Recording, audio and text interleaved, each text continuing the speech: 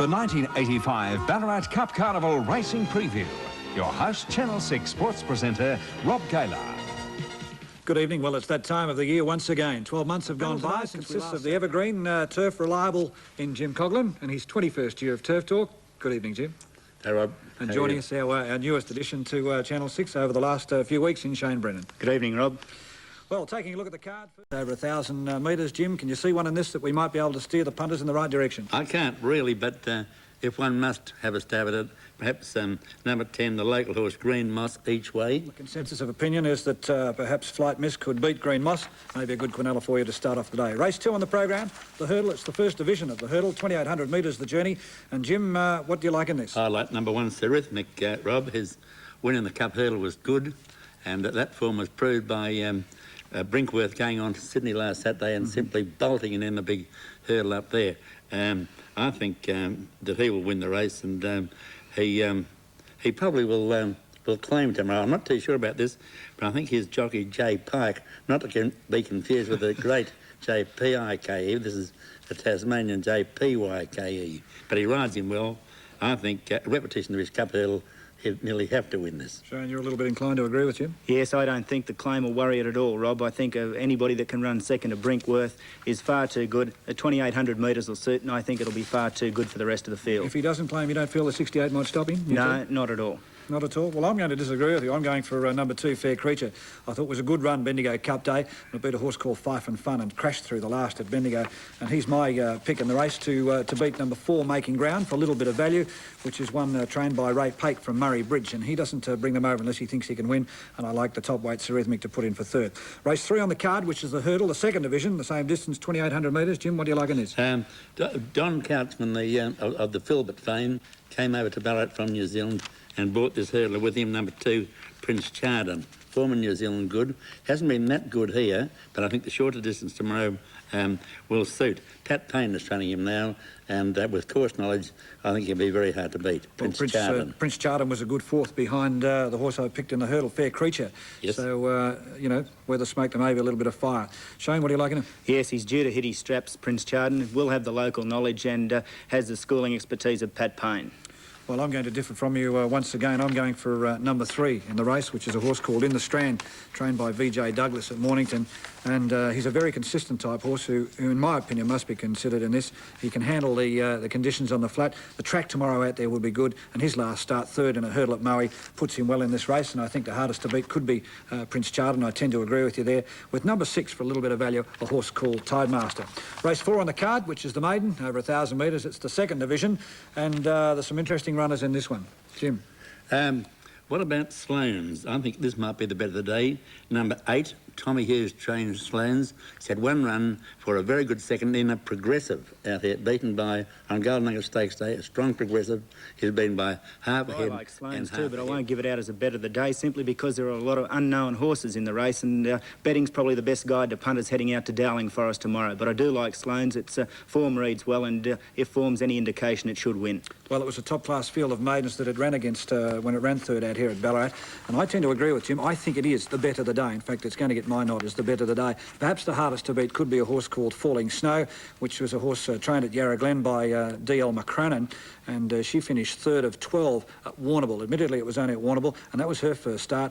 But she's by a fair horse called And Behold out of Bowl Lily, and the breeding there is quite good. She's a grey filly 3-year-old. Let's have a look at race 5 on the program, and it's the progressive handicap over 1,200 metres. Shane, what are you going for in this? Very hard race, Rob, but I'm a strong contender for top weights. An Alien Prince I like in this. It's won its last 2 starts at Echuca and Bendigo, respectively. Much the same distance, much the same type of field, and I believe it should win. Well, had Smokey Trelaw on it at Bendigo, Jim.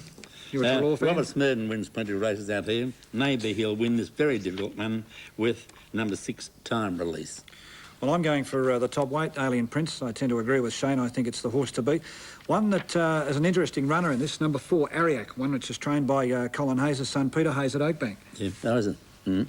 His South Australian form reads good, Rob, just running out of placings, but Colin Hayes, of course, it must rub off onto his son, and it's been prepared over there at Lindsay Park, so it's a very talented horse. Well, the feature event on the card, of course, tomorrow is the Ballarat Cup over the distance of 2,200 metres. Prize money of $45,000 for the Ballarat Winfield Cup. And there's some great horses in it. Outside probably 3 or 4, I think it will get a lot of the judges tomorrow guessing. Yes, it will indeed. It's a very wide open field, and it'll be interesting to see the bookmakers' market on it, as I believe Playful Princess will start favourite, but... What price? Oh, Jim, I'll give 5 to 2, but don't hold me to it. Well, the Globe says 6 to 1 the field. Yes. But we don't take much notice of those... No, those markets are made, of course, on Monday afternoon in Melbourne, and it'll be a different story at about 2:30 tomorrow afternoon at Dowling Forest. Well, taking a look through the field, Jim, the top weight greatness has been a bit of a disappointment since he's been out here. He was set for the Cox Plate and certainly didn't fire in the Bendigo Cup last week. He's certainly the best horse in the race, but he is not in form. You go to... Here I'm saying tongue-in-cheek, he'll make a laugh of me tomorrow, probably. And then we go to the Bendigo Cup winner of last year, number 2, Toyd. I believe his blood count was down at Bendigo, and that was the reason for him being scratched. Yes, well, I think he'll just about win. He did a winning gallop at Flemington on Monday morning. And I said Toyd at his very best. Forget his last 2 runs. They're both in heavy going at Flemington, where he blew from 10s to 20 to 1, ran accordingly. I think he might have run last. Toyd. He's hopeless in heavy going. Toyd ran 3rd in the Ballarat Cup, of course, last year after starting favourite, which I thought was a disappointing run, and I believe he'll have to improve a lot to win tomorrow. Well, what do you like I think he will. I like Peckham Gas. I believe it got balloted out of the Melbourne Cup field, and that form reads good enough for me to win a Ballarat Cup. And it's racing in reasonable form, and at the moment, barrier 16's against it, but I believe it is a form horse, well weighted, and should give a good sight tomorrow. Well, it ran 8 to 13, of course, in the Queen's Cup at Flemington, and as you said before, it's back a little bit in distance tomorrow. Jim, have you got a leaning towards I'll tell you what I do think might help Peckham Gas tomorrow is Wayne Treloar. I think he's the sort of horse that Treloar's riding could suit down the ground. Well, he's a very boisterous type of rider. Yeah, if any jockey can get the best out of them, well, Treloar, Smokey is probably I had the boy him that can as do it. my danger to Toyd. I'll tell you an interesting one. Do you know, you read about Atlantic Crisis? No, well, actually, I've been through the form from back to front, and He's been Denilic when his last start he won. 3 or 4. His form is superb, but whether he can come into this race... his last start, where was it? Some penny, but it was Tumbarumba or something like that. Cootamundra Cup over 2,000 metres. And the horse that ran 3rd in that is a Flemington winner, and he's a very good horse when it ran 3rd. Gee, it's a big jumping class. So I know. He's had 35 starts, of which, or not 35 starts, I should say. Yes, it is 35 starts. He won about 8, and he's won 8 of those for $12,870. So I'd say he's probably been going around in about $800 or $900 I have races. great respect for these Riverina horses. Do you? Yes. Well, the track's going to have to be in their favour tomorrow. The track, as we said a little bit earlier on, will be good. As a place bet. Wanderer's Dream could be... Well, I can't go past myself. I really can't go past the Bendigo Cup winner of last week. Let's perhaps take a look at the Bendigo Cup of last week and see if you can pick a winner out of this.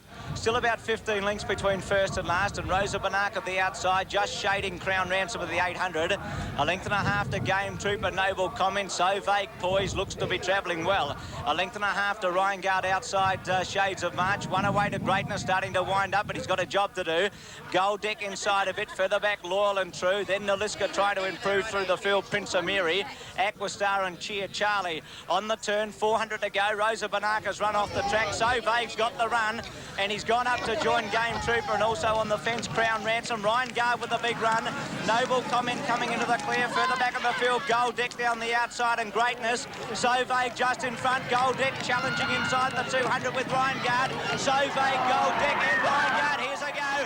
Gold Deck in front. So Vague can't hold him off, and Gold Deck's going to win the cup.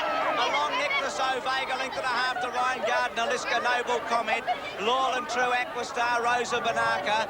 Now, Crown Ransom was last. They go behind the judges' tower, and they go out of view. It was a mighty finish in the cup, with Gold Deck getting... Well, Gold Deck, the winner of the 1985 Bendigo Cup, and the thing I like about Gold Deck is that he's a horse that can race and settle. And tomorrow's Ballarat Cup is over the same distance of the Bendigo Cup of 2,200 metres. He's drawn in 13, Gold Deck, and talking with Chris Barrett after the race, he said that he's a horse that really likes to settle in a race and just lob along, and I think that's got all the makings of when that charge comes down the hill for a winner in the Ballarat Cup, because most of them that can race up, say, 6 or 7 off the lead in a Ballarat Cup have proved to be successful. He's a horse that does get back a little bit in his races, Gold Deck, but going back, say, some 12 months ago or 2 years ago, Gold Deck was pretty well regarded as a Derby horse, Jim. Yes, he was.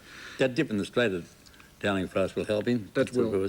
Well, tomorrow I think we'll he would soon have he would have run second in the Bendigo Cup had Goucher been on the other horse. Well, I don't know. So Vague seemed to have all the chances. I think he was just outridden, you know. Well, you were saying it. Barrett's pulled him to the outside, and, you know, what we've just seen there. I think had Goucher been on him, he wouldn't have been outridden by Chris. Oh, well, that's it. They can't turn Anyway, back the clock. They can't turn back records. But it's also interesting to note, Shane, the amount of South Australian horses that have been brought across for this year's Cup. Yes, Rob, they bring a lot of horses over here occasionally to Ballarat, and Bread and Wine, I noticed, is the form horse from the South Australians. Sonny Coombs has got it at Morfettville, and it was a strong sixth last start at Sandown in the Cup, and it should be a forward showing for tomorrow's Ballarat Cup. Well, for a little bit of value tomorrow, girls, I like number 13, Cup Tie. What's the What danger about doing? for girls and the lady? What about Hawaiian Blue and Therese Payne? Therese Payne? Yes, I think it might Good be a run little at bit... Flemington, fourth in the Queen's Cup. But she made up a lot of her ground when she came through on the fence, Jim, in the mud, and then she got bogged down about 200 from home.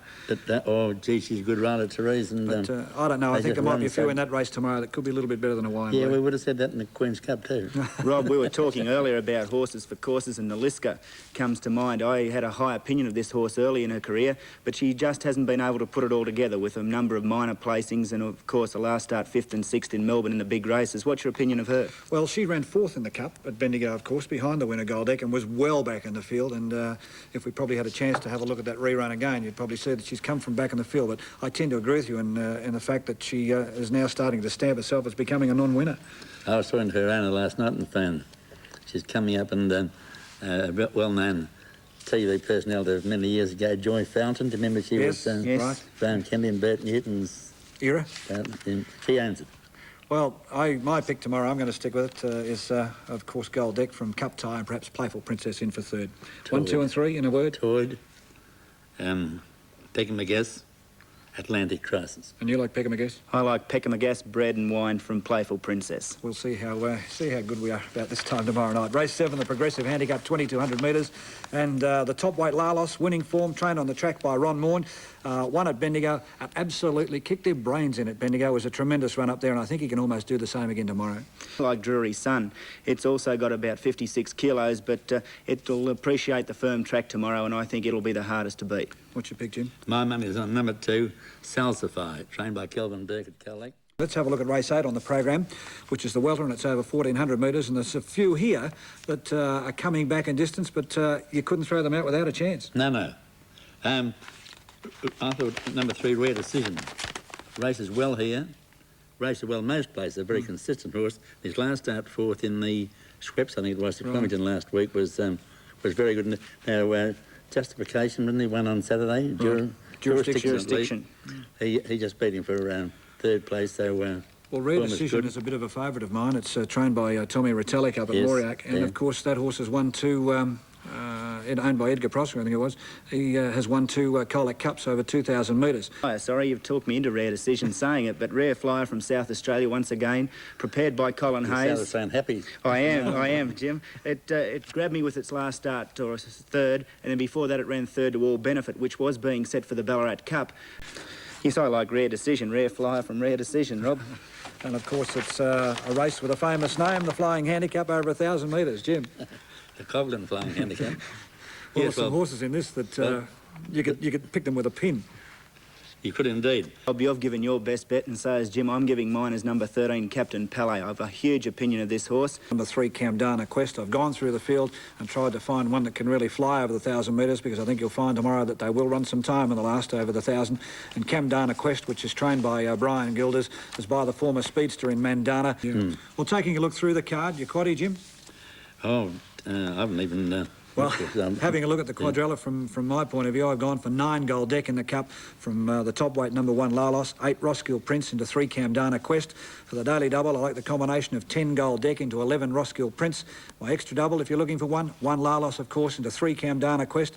And my best bet, I tend to agree with Jim, I think could be in race 4 early in the day to get your money. Race 4, number 8 Sloane. Shane.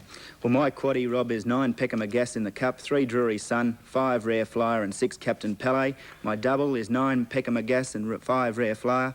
Of course, we'll be providing a direct telecast from Dowling Forest tomorrow afternoon with 5 hours of live television, including Jenny Tudor's morning show tomorrow morning. So we'll look forward to your company at some stage of the day tomorrow. I hope you've enjoyed our Cup previews this evening and hope we've steered you in the right direction of a winner. To my panel, Jim Coughlan, Shane Brennan, this is Rob Gaylard wishing you good punting, and it's a very good evening to you. Evening, Rob. Join us for our telecast of the 1985 Ballarat Cup Carnival from Dowling Forest.